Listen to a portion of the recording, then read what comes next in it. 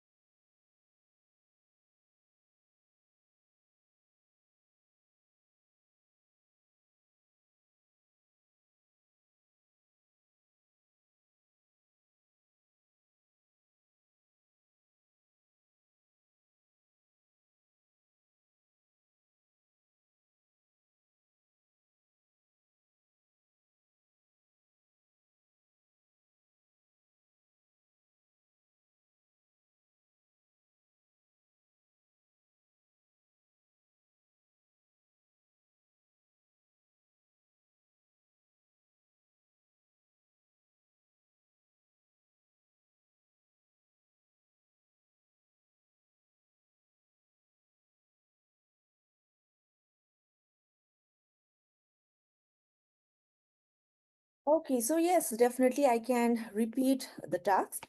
So what we need to do is that we just understood about using the diplomatic language where you are using the polite version of the sentence. Okay, so here what we need to do is that we have three different statements and this is a very direct answer, right? So rather than using this, what you need to do is you need to use not very plus opposite of the things it's written in the question itself. Okay, so you can see one example in the screen itself. So rather than saying it's too expensive, you can just simply um, modify it. I'm just writing in the chat box with this statement. Okay, so you just write not very plus opposite of the thing, direct statement that you are trying to say.